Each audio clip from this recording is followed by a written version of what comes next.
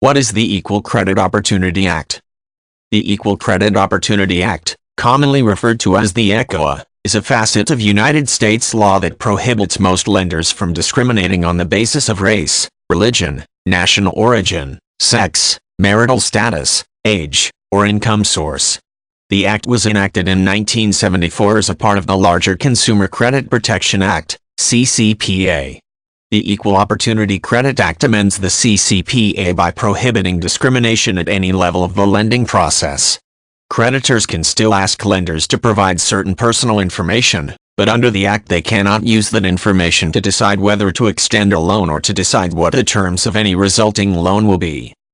The Equal Credit Opportunity Act is codified in the United States Code, the statutory law of the United States, at 15 U.S.C. Section 1691.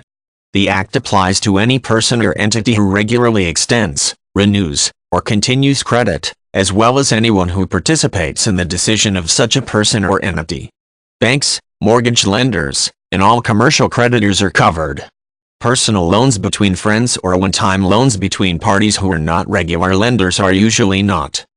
Enforcement of the Equal Credit Opportunity Act is an important part of many aspects of U.S. law practice. The Act is important to United States federal banking legislation insofar as it covers banks and commercial financial lenders.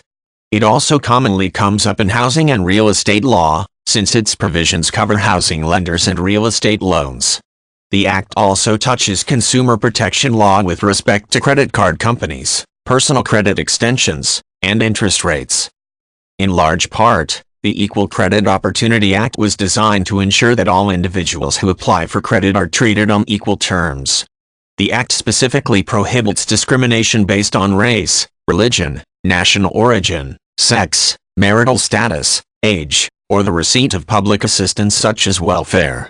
Discrimination is prohibited both in deciding whether to grant a loan and in any other aspect of the loan granting process, such as setting loan rates, interest, or penalties. Creditors may still ask about personal details such as marital status or age when deciding whether to grant a loan or extend credit. All that the Equal Credit Opportunity Act says is that the creditor cannot use any of the named factors to influence the decision. In some cases, borrowers may choose to report their demographic and personal information so that federal agencies can better track whether lenders are following the Act's rules. What sort of loan is at stake influences who enforces the Act.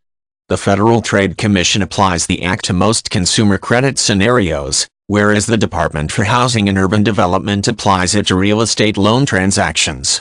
The Federal Deposit Insurance Corporation enforces the Act against most commercial banks.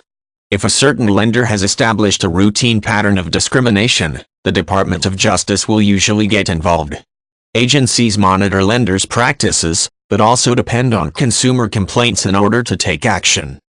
The Act also provides for a private right of action, which means that individuals who believe that they have been discriminated against can file a lawsuit in their own right, without going through a federal agency. Discrimination complaints under the Equal Opportunity Credit Act are brought in U.S. Federal District Court. Federal district courts apply federal law, but are seated in every state. Individuals who believe that they were not the only victims of a particular lender's discrimination may choose to bring a class action lawsuit, which joins many plaintiffs with a similar grievance into a single claim.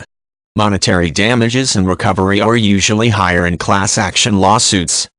Filing a lawsuit in federal court is a complex endeavor, whether individually or on behalf of a class. Lawsuits allow injured parties to collect damages that may not be available in a federal agency enforcement action, but also take more time, resources, and know-how than simply alerting an agency to a possible abuse. It is usually best to consult with a lawyer before taking any individual action.